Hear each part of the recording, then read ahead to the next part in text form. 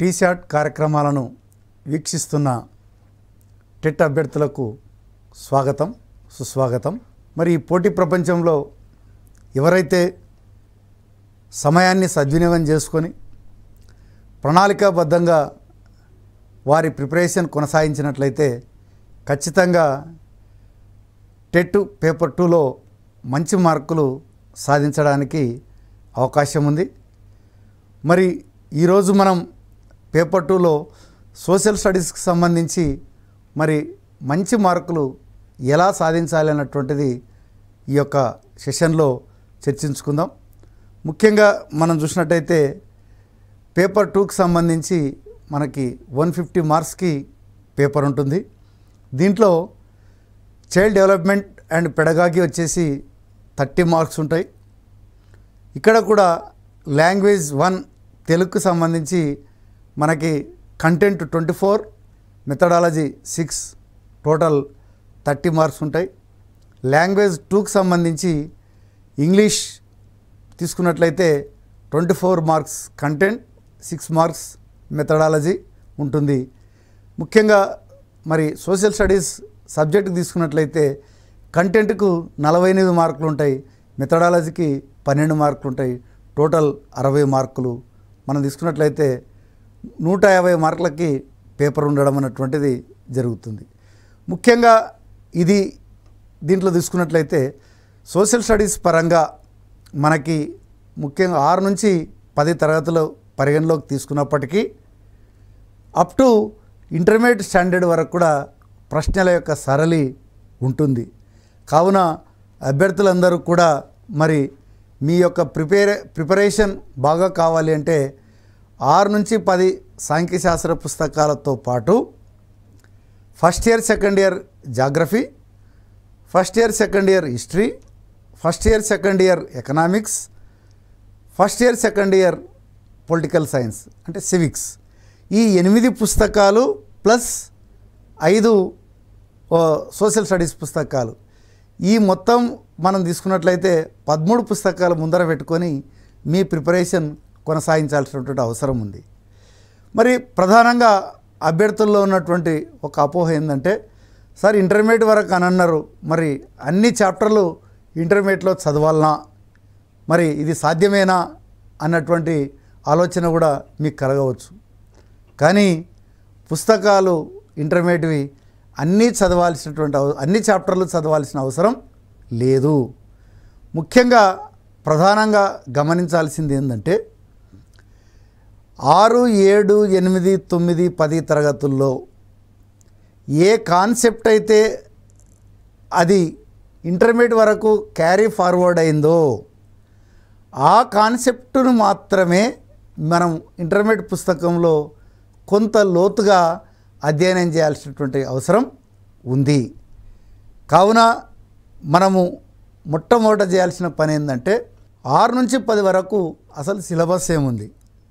Already ఇప్పుడు మనకి TET నోటిఫికేషన్లో ఇచ్చినటువంటి సిలబస్సు ఆల్మోస్ట్ ఆల్ 6 నుంచి 10 వరకు ఉన్నటువంటి అన్ని చాప్టర్లు కూడా కవర్ చేయడం అన్నటువంటిది జరిగింది. మరి ఈ సిలబస్సు అంటే ఇప్పుడు టెట్లో మనకి రిలీజ్ చేసినటువంటి సిలబస్సు ఇంటర్మీడియట్లో ఏ చాప్టర్లో కవర్ అయింది అన్నటువంటిది ఒక్కసారి మనం మ్యాపింగ్ చేసుకోవాల్సినటువంటి అవసరం ఉంది. ఎవరైతే ఈ రకమైనటువంటి మ్యాపింగ్ చేస్తారో వాళ్ళు ఇంటర్మీడియట్ లెవెల్ స్థాయి అడిగినటువంటి ఎంసీక్యూలకు కూడా సమాధానాలు ఈజీగా రాయగలుగుతారు. కాబట్టి అభ్యర్థులు ఈ విషయాన్ని చాలా స్పష్టంగా గమనించవచ్చు. మరి ఎట్లా ప్రిపేర్ కావాలో ఒకసారి మనం గమనిద్దాం. మీరు ఒకసారి గమనించినట్లయితే మనకి సోషల్ స్టడీస్లో 60 మార్కులు, కంటెంట్ 48, పెడగాగి వచ్చేసి 12 మార్క్స్ ఉంటాయి. మరి ఇప్పుడున్నటువంటి పాఠ్య పుస్తకాలు ప్రధానంగా 6th, 7th, 8th ఈ 3 క్లాసుల పాఠ్య పుస్తకాలు మనకి థిమాటిక్ అప్రోచ్లో తయారు చేసినటువంటి పుస్తకాలు. ముఖ్యంగా 6 థీమ్స్ ఉన్నాయి ఇక్కడ. డైవర్సిటీ ఆన్ ద ఎర్త్, అదేవిధంగా మనకి production and exchange and livelihood, political systems and governance, social organisation and inequalities, religion and society, culture and communication. ఇవి 6 మనకి థీమ్స్. వీటి ఆధారంగానే మన పాఠ్యపుస్తకాలు తయారు చేయడం అన్నటువంటిది జరిగింది. ఒకసారి మనం డైవర్సిటీ ఆన్ ద ఎర్త్ అన్నటువంటి దాని కింద మరి ఏమేమి చాప్టర్లు ఉన్నాయో ఒక్కసారి గమనిద్దాం. ముఖ్యంగా మనం చూసినట్టయితే maps, scale, cardinal points, types of maps, evaluation of maps, conventional science, contour lines. అంటే ముఖ్యంగా మనం చూసినట్టయితే 6వ తరగతిలో మనం చూసినట్టయితే ముఖ్యంగా ప్రధానంగా ఏంటంటే దిక్కులు, మూలలు, అదేవిధంగా స్కేలు. దాని తర్వాత 7వ తరగతికి వచ్చినట్లయితే మనకి ఈ యొక్క మ్యాప్లో ఉన్నటువంటి సింబల్స్, గుర్తులు అన్నటువంటివి ఎందుకు వాడతాము అన్నటువంటిది ప్రధానంగా. ముఖ్యంగా అదే 7వ తరగతిలోనే మనం ఏం చేస్తున్నామంటే టైప్స్ ఆఫ్ మ్యాప్స్, అంటే మనకు తెలుసు ఏది పొలిటికల్ మ్యాప్స్, అదేవిధంగా థిమాటిక్ సంబంధించినటువంటి మ్యాప్స్, అంటే like reverse, like crops, okay, like physical maps. ఇవి థిమాటికల్ మ్యాప్స్ సంబంధించి కూడా మనం ఏంటంటే ఎన్ని రకాలైనటువంటి మ్యాప్స్ ఉన్నాయనేటువంటిది ఒకటి. ఎవాల్యుయేషన్ ఆఫ్ మ్యాప్స్ అంటే మీ మ్యాపులు కాలానుగుణంగా ఏ రకమైనటువంటి పరిణామ క్రమంలో ఎటువంటి మార్పులు చోటు చేసుకున్నాయన్నటువంటిది ముఖ్యంగా మనం ఏం చేసినామంటే 8వ తరగతిలో దీని మీద చాలా డీటెయిల్గా చర్చించడం అన్నటువంటిది జరిగింది. అట్లాగే మనకి కన్వెన్షనల్ సైన్స్ అన్నటువంటివి, అంటే సాంప్రదాయ గుర్తులు మనం ఎక్కడ వాడతాం, దేని ఉద్దేశంతో వాడతాం అన్నటువంటిది ప్రధానంగా 8th క్లాస్లో ఒక బాక్స్ రూపంలో చాలా క్లియర్గా ఉన్నాయి. వాటిని అభ్యర్థులు అన్నిటిని కూడా చూసుకోవాల్సినటువంటి అవసరం ఉంది. ముఖ్యంగా కాంటూర్ లైన్స్ కూడా మరి ఎత్తును కొలవడం, ఒక ప్రదేశం యొక్క ఎత్తును సూచించడానికి మనకి కాంటూర్ లైన్స్ ఉపయోగపడతాయి. కాబట్టి మరి కాంటూర్ లైన్స్ యొక్క ఉద్దేశం ఏంది, వాటిని ఎట్లా అర్థం చేసుకోవాలన్నటువంటిది కూడా చర్చించడం అన్నటువంటిది జరిగింది. అదేవిధంగా మనం చూసినట్టయితే ఇదే థీమ్ కింద గ్లోబ్ అన్నటువంటిది కూడా ఉంది. గ్లోబ్ ప్రధానంగా మనం చూసుకున్నట్టయితే 6th క్లాస్లో చర్చించడం అన్నటువంటిది జరిగింది. దాంట్లో ప్రధానంగా బేసిక్స్ కాన్సెప్ట్స్ అయినటువంటి ఓషన్స్ అండ్ కాంటినెంట్స్, అదేవిధంగా లాటిట్యూడ్స్ అండ్ లాంగిట్యూడ్స్.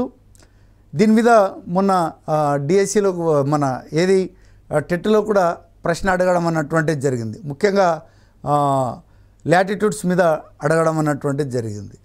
అంటే ఈ క్రింది వాణిలో అక్షాంశాలకు సంబంధించి సరికానిది అని అడగడం జరిగింది. అంటే మనకి అక్షాంశాలు ఉన్నటువంటివి ఎన్ని ఉన్నాయి, అదేవిధంగా మరి దాని మధ్య దూరం ఎంత ఉంది, అదేవిధంగా మరి ఇవి ప్యారలల్ లైనా, ఇవన్నీ కూడా తెలుసుకున్న తర్వాత కానిది ఏందనేది అంటే దాంట్లో ప్రధానంగా ఏం చెప్పడం జరిగిందంటే భూమధ్య రేఖకు ఇరువైపులా 180 అక్షాంశాలు ఉన్నాయని చెప్పడం జరిగింది. అంటే మనకి ఉత్తరం వైపు 180, దక్షిణం వైపు 180 అనేటువంటి చెప్పడం జరిగింది. కాబట్టి ఇది రాంగ్ అన్నట్టు. మనకి 90 ఉంటాయి కాబట్టి అంటే ఈ రకమైనటువంటి ప్రశ్నలు కూడా మనకు అడగడానికి అవకాశం ఉంది.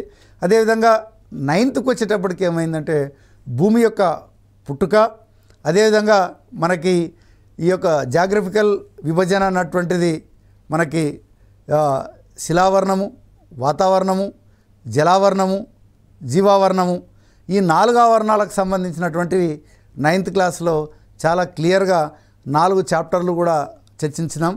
అట్లాగే ల్యాండ్ ఫామ్స్కి సంబంధించి కూడా 6th క్లాస్లో ముఖ్యంగా మనకి చర్చించాం.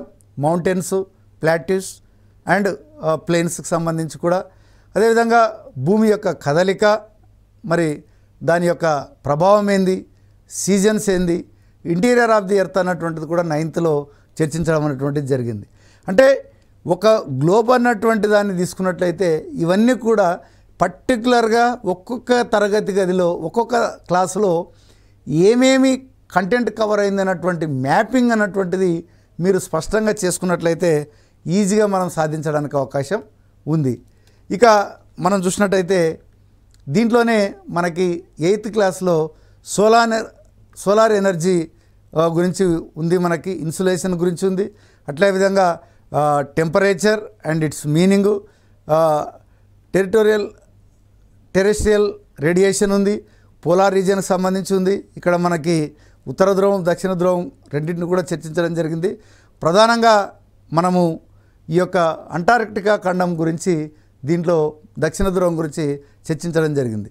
అట్లాగే elements of climate, types of rainfall, అంటే మనకి ఈ యొక్క శీతోస్థితికి నిర్ణయించేటువంటి అంశాలు కావచ్చు.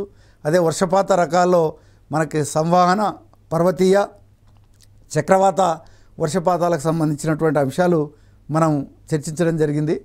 అట్లాగే మనకి ఈ యొక్క 7th క్లాస్లో ప్రధానంగా యూరప్, ఆఫ్రికాలకు సంబంధించి మనం 2 పాఠాలు సపరేట్గా చర్చించడం జరిగింది. దీంట్లో ప్రధానంగా జాగ్రఫికల్ కండిషన్ నుంచి మరి అక్కడ భౌతికపరమైనటువంటి అంశాలు ఏమున్నాయి, అదేవిధంగా అక్కడ ఫారెస్ట్లు ఏమున్నాయి, జీవజాలం ఏ రకంగా ఉంది, మరి యూరప్, ఆఫ్రికాల్లో పాపులేషన్ ఎంత ఉంది, అగ్రికల్చర్ ఎంత ఉంది, అదేవిధంగా అక్కడ ఎటువంటి ఖనిజాలు దొరుకుతాయి, ఎటువంటి ఇండస్ట్రీస్ ఉన్నాయి, ట్రాన్స్పోర్టేషన్ ఫెసిలిటీస్ ఎట్లా ఉన్నాయి, మరి వ్యాపారపరమైనటువంటి ఎట్లా ఉన్నాయి, ఎక్స్పోర్ట్ ఇంపోర్ట్కి సంబంధించి ఈ 2 కంట్రీస్లో ముఖ్యంగా ఏ రకంగా, కాంటినెంట్స్లో ఏ రకంగా ఉందన్నటువంటిది మనం దీంట్లో ప్రధానంగా యూరప్ ఖండానికి సంబంధించి ఫ్రాన్స్ డిస్కస్ చేయడం జరిగింది. ఆఫ్రికాకు సంబంధించి నైజీరియాను మనం డిస్కస్ చేయడం జరిగింది. అంటే ఒక ఖండంలో ఒక దేశాన్ని ఎగ్జాంపుల్గా తీసుకొని మరి చర్చించడం అన్నటువంటిది ప్రధానంగా చేయడం జరిగింది. మరి అదేవిధంగా geography of India and Telangana ప్రధానంగా తీసుకున్నట్లయితే ముఖ్యంగా ఈ జాగ్రఫీకి సంబంధించి చూస్తే ఇండియా, తెలంగాణ 2 కూడా అంటే భారతదేశ భౌగోళిక స్వరూపాలేంది, నదులేంది, అదేవిధంగా మరి నీటి వనరులు ఏమేమి ఉన్నాయి, దీంట్లో ప్రధానంగా ఋతువులు ఏమున్నాయి, అదేవిధంగా ఫారెస్ట్ ఏమున్నాయి అన్నటువంటిది, ముఖ్యంగా ఈ యొక్క క్లైమేటు దాని ఇంపాక్ట్ ఏంది, అదేవిధంగా మనకు వరదలు, కరువులు, ముఖ్యంగా అంటే టోటల్గా మనం ఏంటంటే జాగ్రఫీకి సంబంధించి ఇండియా మరియు తెలంగాణకు సంబంధించి కొంచెం పెరిఫెరల్గా చదవాల్సినటువంటి అవసరం ఉంది. అంటే దీని కొరకు అభ్యర్థులు ప్రధానంగా ఏం చేయాలంటే మనం చూసినట్టయితే 2 సైడ్ బై సైడ్ రాసుకొని, అంటే పైన జాగ్రఫీ అని రాసి ఇండియా జాగ్రఫీకి సంబంధించి ఎటువంటి విస్తరణ ఉంది, తెలంగాణకు సంబంధించి ఎటువంటి విస్తరణ ఉంది, అదేవిధంగా మనం చూసినట్టయితే ఇవి ఏ అక్షాంశాల మధ్య ఉంది, అది ఏ అక్షాంశాల మధ్యలో ఉంది, తెలంగాణ భౌతిక స్వరూపాలేంది, ఇండియా భౌతిక స్వరూపాలేంది, అంటే కంపారిటివ్గా దీన్ని రాసుకొని కానీ ప్రిపేర్ అయితే మనకి ఎటువంటి ప్రాబ్లం లేకుండా ఈ మొత్తం చాప్టర్ని మనం కవర్ చేయడానికి అవకాశం ఉంది. కాబట్టి డైవర్సిటీ ఆన్ ద ఎర్త్కి సంబంధించి మనం ప్రధానంగా మరి 6 నుంచి 10 తరగతుల వరకు ఏ చాప్టర్లు లింకప్ అయి ఉన్నాయి, ఎలా చదవాలన్నటువంటిది ఒకసారి చూస్తే మనకి 1 నుంచి 5 పాఠాలు 6వ తరగతిలో ఉన్నాయి. అదేవిధంగా 1 నుంచి 6 పాఠాలు 7వ తరగతిలో ఉన్నాయి. 1 నుంచి 6 పాఠాలు 8వ తరగతిలో ఉన్నాయి. 9th క్లాస్లో మనం తీసుకున్నట్లయితే 1 నుంచి 5 పాఠాలు ఈ యొక్క జాగ్రఫీకి రిలేటెడ్గా ఉన్నాయి. 10th క్లాస్కి వచ్చేటప్పటికి సీరియల్గా లేవు ఇవి. 1, 4, 5, 6, 7 చాప్టర్లు ఇవి మనకి ఈ యొక్క డైవర్సిటీ ఆన్ ద ఎర్త్కి సంబంధించి రిలేటెడ్గా ఉన్నటువంటి చాప్టర్లు. కాబట్టి అభ్యర్థులు ప్రధానంగా మీరు ఈ యొక్క 5 క్లాసుల్లో దీని మీద దృష్టి పెట్టాలి. మరి ఒకసారి మనం గమనించినట్లయితే ఈ concept first year, second year ఇంటర్మీడియట్లో మరి ఎక్కడ కవర్ అయినాయని అన్నటువంటిది కూడా ప్రధానంగా మనం ప్లాన్ చేసుకోవాల్సినటువంటి అవసరం ఉంది.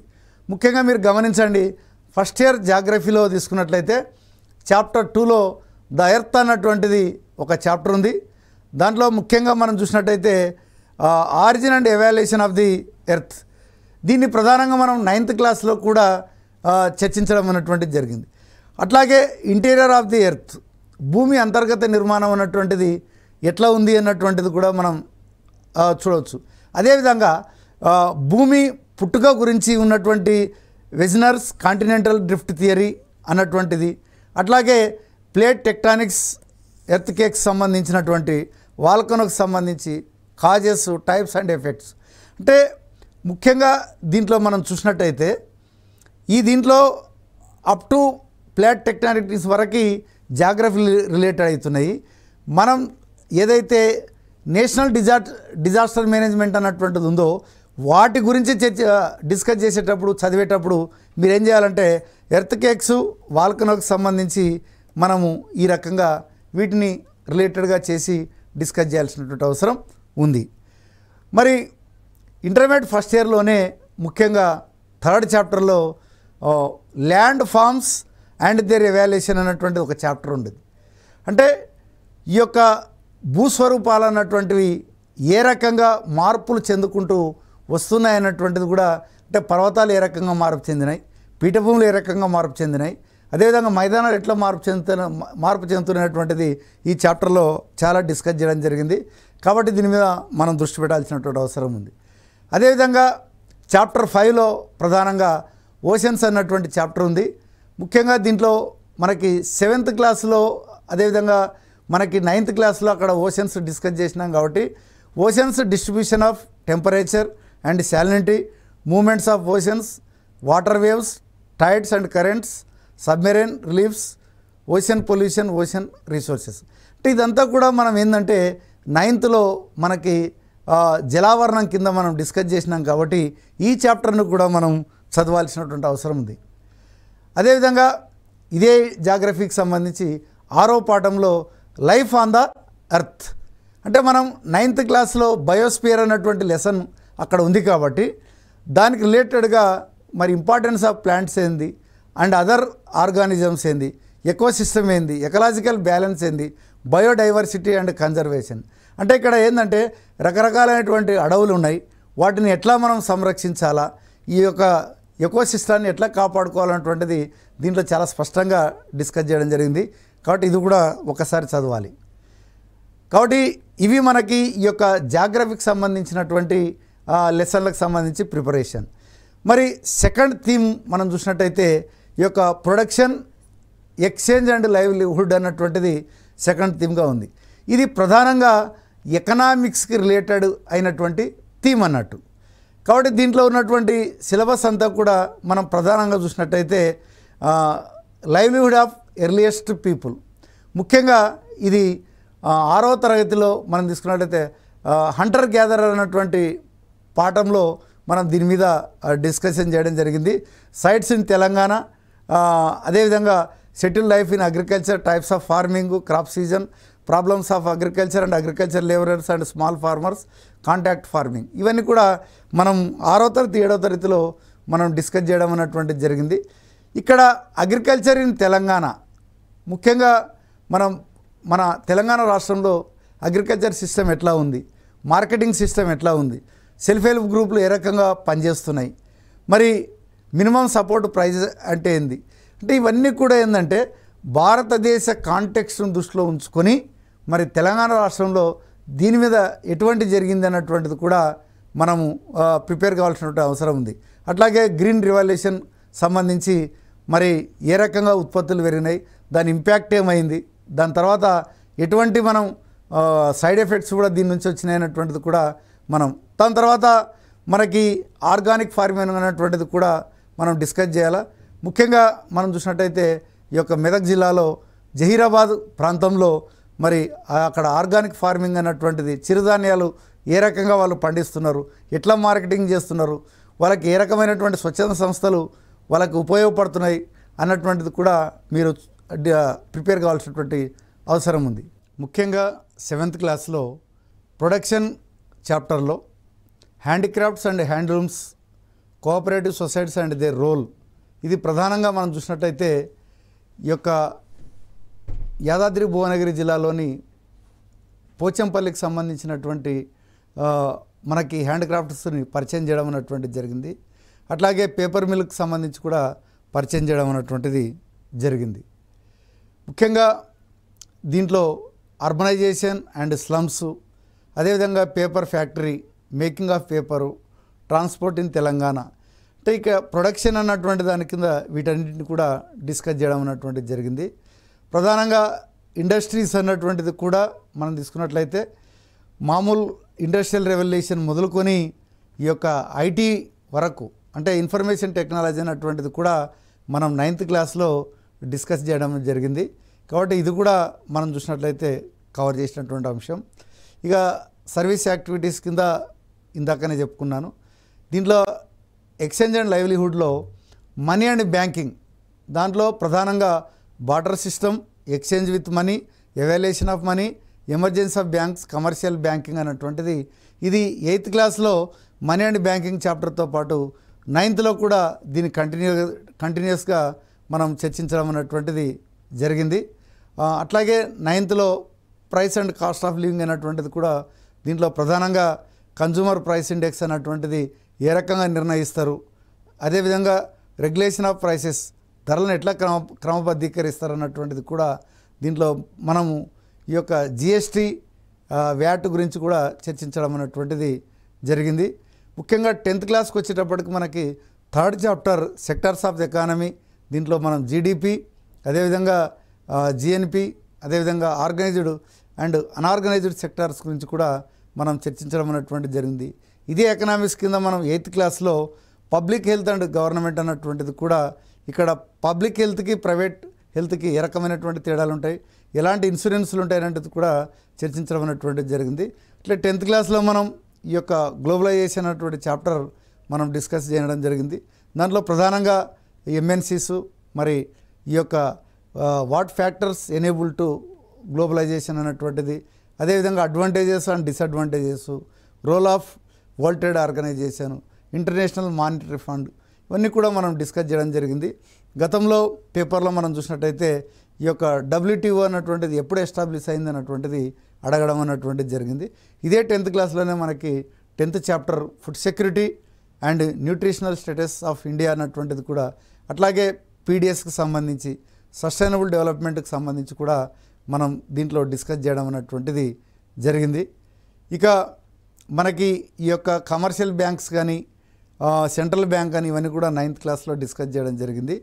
ఇక ఇన్ఫ్లేషన్కి సంబంధించి definition of and types of inflation, cause and effect అన్నటువంటిది డిస్కస్ చేయడం జరిగింది. మరి మన టెక్స్ట్ పుస్తకాల్లో ఈ క్లాస్కి సంబంధించి ఏవేవి ఉన్నాయని చూస్తే క్లాసెస్ 6, 7కు మన 6వ తరగతిలో 6, 7, 8 చాప్టర్లు, 7th క్లాస్లో 7, 8, 9, 10 చాప్టర్లు, 8వ తరగతిలో 7, 8, 9 చాప్టర్లు, 9వ తరగతిలో 6 నుంచి 11 చాప్టర్లు, 10వ తరగతిలో మనకి 2, 3, 8, 9, 10, 11 చాప్టర్లు దీనికి రిలేటెడ్గా ఉండడం అన్నటువంటి జరుగుతుంది.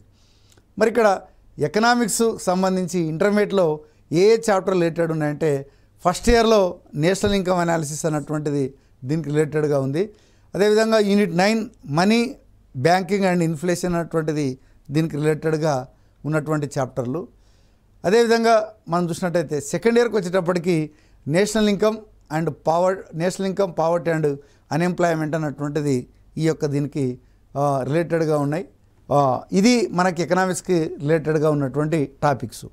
ఇక మూడవది పొలిటికల్ సిస్టమ్ అండ్ గవర్నెన్స్ అన్నటువంటిది ప్రధానంగా మనం తీసుకున్నట్లయితే ఇది హిస్టరీ అండ్ పొలిటికల్ సైన్స్ రెండు కవర్ అయినటువంటి అంశం.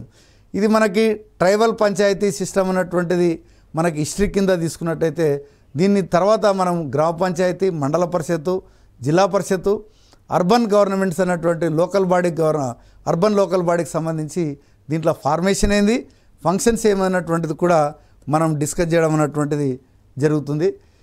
దీనికి సంబంధించి కూడా మనకి ఏంటంటే ఈ ట్రైబల్ కాకుండా ఈ గ్రామ పంచాయతీ, మండల పరిషత్, జిల్లా పరిషత్ కూడా మనకి ఇంటర్మీడియట్లో కూడా మనకి సివిక్స్లో మనం చూసినట్టయితే ఈ చాప్టర్లు ఇంకా డెప్త్గా ఇవ్వడం అన్నటువంటిది జరిగింది. కాబట్టి వీటిని కూడా కొంత డెప్త్గా చదవాల్సినటువంటి అవసరం ఉంది.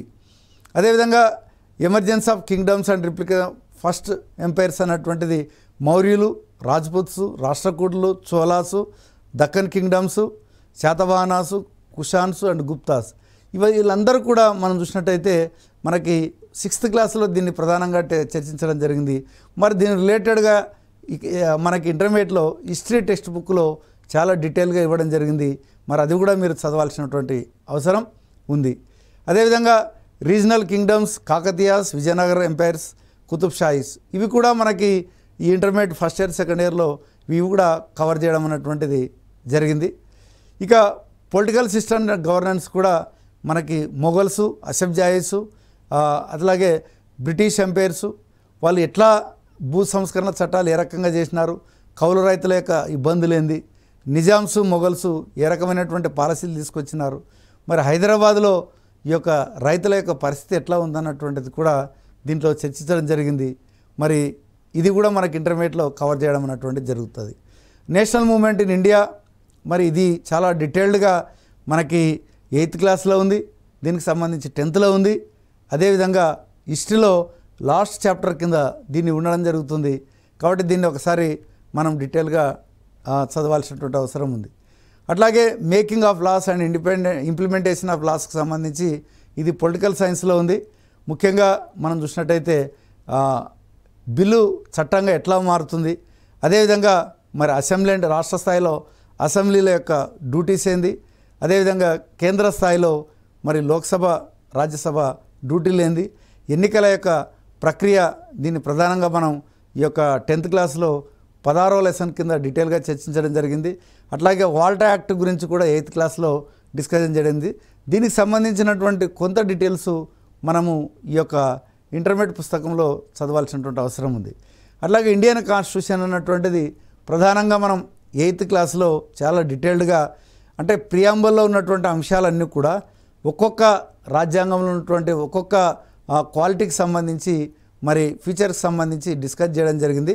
మరి ఇక్కడ మనకి ఎగ్జిక్యూటివ్, జ్యుడిషియల్, అదేవిధంగా మనకి ఈ దీనికి సంబంధించి శాసన నిర్మాణాధికారికి సంబంధించి కూడా మనం దీంట్లో డిస్కస్ చేయడం అనేటువంటి జరుగుతుంది. ప్రధానంగా జ్యుడిషియల్ సిస్టమ్ హైరార్కీ లెవెల్ కూడా ఏకీకృత న్యాయ వ్యవస్థ ఎట్లా ఉంది అన్నటువంటిది కూడా దీంట్లో మనం డిస్కస్ చేశాము. అట్లాగే changing cultural traditions in Europe 1300 to 18 అన్నటువంటిది ఇది ప్రధానంగా మనం చూసినట్టయితే 9th క్లాస్లో మనకి దీని మీద డీటెయిల్గా చర్చించడం అనేటువంటిది జరిగింది. ఇది కూడా మనకి 9th క్లాస్లోనే ఫస్ట్ లెసన్ కింద ఉంది.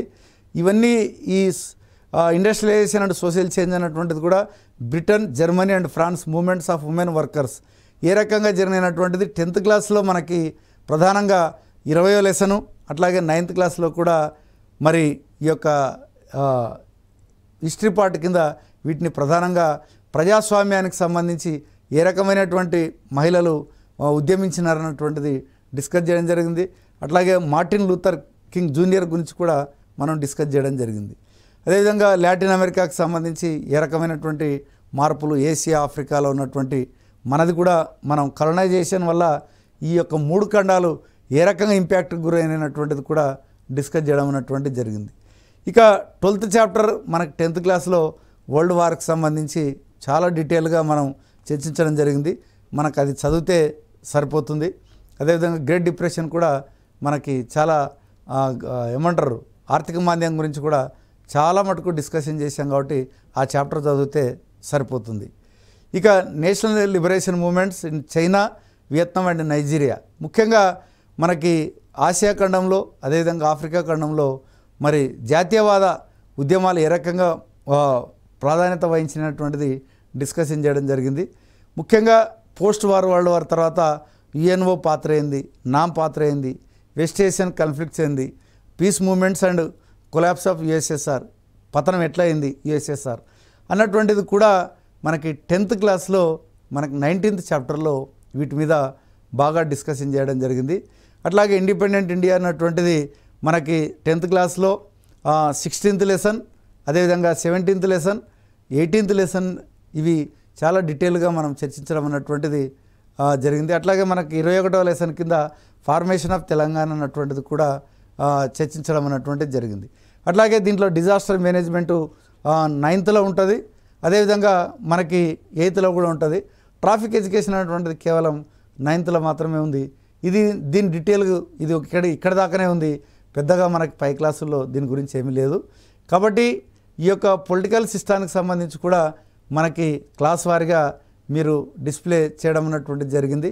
ఒకసారి ఆ చాప్టర్లు వీలైతే స్క్రీన్ షాట్ కూడా తీసుకోండి, అవి దీనికి రిలేటెడ్గా ఉన్నాయి.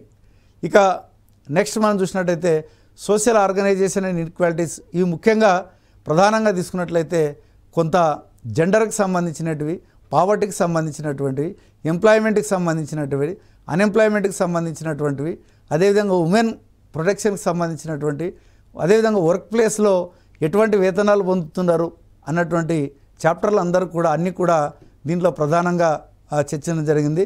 క్యాస్ట్ డిస్క్రిమినేషన్ కావచ్చు, అబాలిషన్ ఆఫ్ జమీందారీ సిస్టమ్ కావచ్చు, మరి ఆ జమీందారీ సిస్టంలో ఉన్నటువంటి లోటుపాట్ల ఏందన్నటువంటిది కూడా దీన్ని ల్యాండ్ సీనింగ్ యాక్ట్ ఏంది, భూదాన ఉద్యమంలో ప్రధానంగా మరి ప్రజలు ఎందుకు దానం చేయాల్సి వచ్చింది, మరి భూదాన ఉద్యమం ఎందుకు చేపట్టాల్సి వచ్చింది అన్నటువంటిది కూడా ఈ యొక్క చాప్టర్లో డీటెయిల్గా చర్చించడం అన్నటువంటిది జరిగింది. అదేవిధంగా పావర్టీకి సంబంధించి మనకి ఎన్ని క్యాలరీలు తీసుకుంటే మరి కరెక్ట్గా ఫుడ్ టేకింగ్ అన్నటువంటిది గ్రామాల్లో ఎంత, అదేవిధంగా పట్టణాలు ఎంత అన్నటువంటిది కూడా మనం చర్చించినాం. మరి ఇది కూడా చాలా ముఖ్యమైనటువంటి టాపికే. కాబట్టి ఈ యొక్క human rights, fundamental rights, right to education, Lok Adalat, ఇవన్నీ కూడా సోషల్ ఆర్గనైజేషన్ ఇన్ఈక్వాలిటీస్ కింద మనకి దీన్ని చర్చించడం అనేటువంటిది జరిగింది. అట్లాగే social movements, civil rights movement in USA, green peace movements, Bhopal gas disaster, human rights movements in USSR, అంటే సోషల్ రిలేటెడ్ చాప్టర్లు అన్నీ కూడా దీంట్లో పెట్టడం ఉన్నటువంటిది జరిగింది. ఈ చాప్టర్లు ప్రధానంగా మనకి చివరి చాప్టర్లుగా ఉన్నాయి, వీటిని కూడా ఒకసారి గమనించండి. ఇక రిలీజియన్ అండ్ సొసైటీ కింద మరి ఆ కాలంలో ముఖ్యంగా ఇక్కడ గమనించాల్సింది ఏంటంటే అభ్యర్థులు ప్రధానంగా మరి ప్రాచీన భారతదేశం నుండి మరి మధ్యయుగ భారతదేశం వరకు కూడా మరి భారతదేశం మతంలో సొసైటీలో వచ్చినటువంటి మార్పులు ఒక సీక్వెన్స్గా మీరు రాసుకున్నట్లయితే డెఫినెట్గా ఇవి బాగా గుర్తుండడానికి అవకాశం ఉంది. ముఖ్యంగా హిందూయిజం, బుద్ధిజం, జైనిజం, క్రిస్టియానిటీ, అదేవిధంగా ఇస్లాంలో మనకు చూసుకున్నట్లయితే సూఫీ ఉద్యమం, భక్తి మూమెంటు, ఈ రకంగా మనం ఇవన్నీ కూడా ఒక సీక్వెన్స్గా చదవాల్సినటువంటి అవసరం ఉంది. అదేవిధంగా జానపదకు సంబంధించి కూడా మనకి తెలంగాణలో జానపదం ఎట్లా ఉందన్నటువంటిది కూడా మనం 7th 8th క్లాస్లో డిస్కషన్ చేయడం జరిగింది. ఇక social and religious reforms movement కింద చాలా మటుకు మనం ఓరియంటల్ స్కాలర్సు, అదేవిధంగా religious movements in Bengal and Punjab, అదేవిధంగా ఆంధ్రప్రదేశ్, ఇవన్నీ కూడా మనం డిస్కస్ చేయడం అన్నటువంటిది ముఖ్యంగా జరిగింది. ఈ అండర్స్టాండింగ్ సెక్యులరిజం కూడా మరి దీంట్లో ప్రధానంగా చిన్న చాప్టరే కానీ దీన్ని కూడా మనం డీటెయిల్గా డిస్కస్ చేయడం అన్నటువంటిది జరిగింది. ఇవి కూడా 1-2 చాప్టర్లు ఉన్నాయి కాబట్టి వీటిని ప్రధానంగా చూసుకుంటే సరిపోతుంది. అదేవిధంగా కల్చర్ అండ్ కమ్యూనికేషన్ అనే కింద ప్రధానంగా భారతదేశంలో మరి రాజులు నిర్మించినటువంటి కట్టడాలు, అదేవిధంగా వారు నిర్మించినటువంటి డోమ్స్ కానివ్వండి, కోటలు కానివ్వండి, అదేవిధంగా ఆ కాలంలో స్క్రిప్ట్ పరంగా కానీ రైటింగ్ల పరంగా కానీ మరి వేదాసు, ఎపిక్స్, అదేవిధంగా జాతక స్టోరీలు, సంగం లిటరేచర్, ఇవన్నీ కూడా అంటే భారతదేశం యొక్క కల్చరు ఇది రిఫ్లెక్ట్ అయ్యేటువంటి చాప్టర్లు. మరి ఇవి ఈవెన్ ఇంటర్మీడియట్లో కూడా మనకి హిస్టరీ ఫస్ట్ ఇయర్ సెకండ్ ఇయర్లో వీటి గురించినటువంటి ఉన్నాయి కాబట్టి కొంచెం వీటిని స్పెసిఫిక్గా మీరు చదవండి. అంతేగాని ఇప్పుడు ఒక రాజు గురించి కట్టడాలు అన్నప్పుడు కట్టడాల మీద మాత్రమే ఫోకస్ చేయండి. దానివల్ల మీకు ఏమవుతుందంటే టైం సేవ్ అవుతుంది, మరి అదేవిధంగా మీకు డెప్త్గా ఆ విషయాన్ని తెలుసుకోవడానికి అవకాశం ఉంది. కాబట్టి ఈ యొక్క కల్చర్ అండ్ కమ్యూనికేషన్ కిందనే వాళ్ళు రూలర్స్ అండ్ బిల్డింగ్, ఇంజనీరింగ్ అన్నటువంటిది ఏ రకంగా వాడినారు, టెంపుల్స్ మాస్క్స్లో ఏ రకంగా చేసినారు అన్నటువంటిది ఒక్కసారి అది చూడండి. పర్ఫార్మింగ్ ఆర్ట్స్ కింద మనకి ఫిల్మ్ అండ్ ప్రింట్ మీడియా కావచ్చు, సినిమా ఎట్లా పరిణామక్రమంలో ఎట్లా మార్పులు చెందింది, న్యూస్ పేపర్లు ఎట్లా మార్పు చెందినవి అనేటువంటిది కూడా డిస్కషన్ జరిగింది. అట్లాగే స్పోర్ట్స్ అన్నటువంటివి నేషనలిజాన్ని ఎట్లా ప్రమోట్ చేస్తున్నాయి, ఈ కాలం క్రికెట్ లాంటివి ఎట్లా కమర్షియల్గా ఇవి ముందుకెళ్తున్నటువంటిది కూడా డిస్కషన్ చేయడం అన్నటువంటిది జరిగింది. ఇక సోషల్ స్టడీస్ పెడగాగికి మనకు 12 మార్కులు ఉన్నాయి. ఇవి తెలుగు అకాడమీ పుస్తకాలు మీరు వాడండి. ఇవి కూడా చాలా ఈజీగా దీంట్లో మనకి వాడడానికి అవకాశం ఉంది. ముఖ్యంగా ఎన్సిఎఫ్ 2005, ఆర్టీ 2009, ఎస్సిఎఫ్ 2011 అన్నటువంటివి కొంచెం బాగా చూసుకున్నట్లయితే, అట్లాగే మనకి సోషల్ స్టడీస్కి సంబంధించి ఎస్సిఆర్టీ రూపొందించినటువంటి మాడ్యూల్స్ కూడా ఉన్నాయి. వాటిని చదవండి. అదేవిధంగా Telangana social studies teachers forum వాళ్ళు కండక్ట్ చేసేటువంటి టాలెంట్కి సంబంధించినటువంటి బిట్ పేపర్లు ఉన్నాయి, వాటిని కూడా చదవండి. ఖచ్చితంగా మీకు టెట్లో మంచి స్కోర్ రావడానికి అవకాశం ఉంది. టెట్ విద్యార్థులారా, మరి మీరందరూ కూడా ఈ చెప్పిన అంశాలు గమనించి ప్రాక్టీస్ చేసి మంచి మార్కులు సాధిస్తారని ఆశిస్తూ మరొక విషయంతో మీ ముందుకు వస్తాం. అంతవరకు సెలవు. నమస్కారం.